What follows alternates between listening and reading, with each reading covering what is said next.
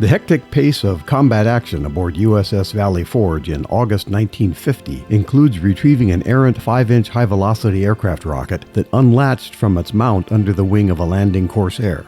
USS Valley Forge CV-45 launched the first carrier-based attacks of the Korean War on July 3, 1950. This archival film was made near the end of August of that year. Aircraft include Grumman F9F Panther jet fighters, bent-wing F4U Corsairs, and varieties of prop-driven AD Skyraiders.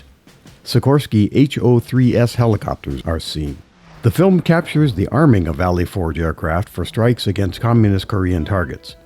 Valley Forge was the only U.S. aircraft carrier to make 4 deployments to Korea.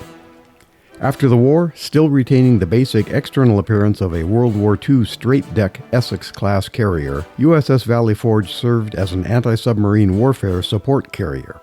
Over the New Year season in 1958-59, Valley Forge was sailing in turbulent stormy seas when forced to take evasive action to avoid a merchant ship. Heavy seas damaged the forward deck area, and Valley Forge received a spliced section from the inactive aircraft carrier USS Franklin to make the damaged ship seaworthy again.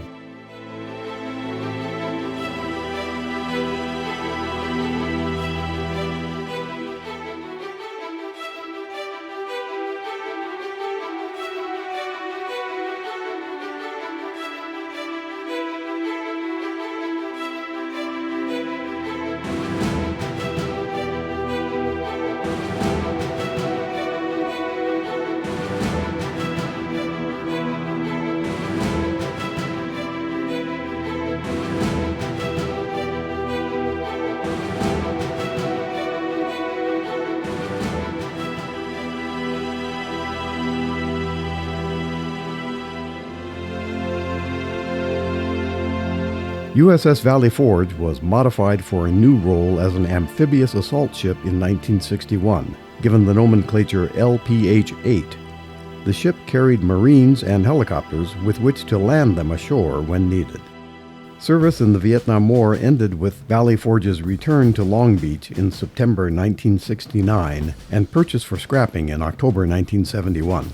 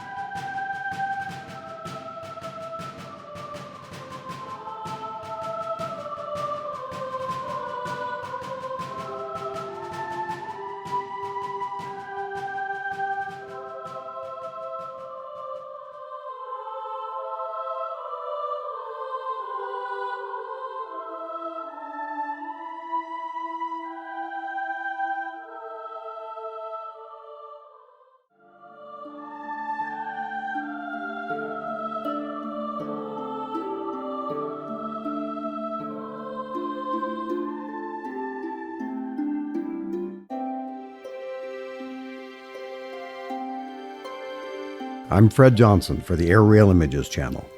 Like this video? Give it a thumbs up to help it on its journey through the system. And have you subscribed to the Aerial Images channel? We appreciate it.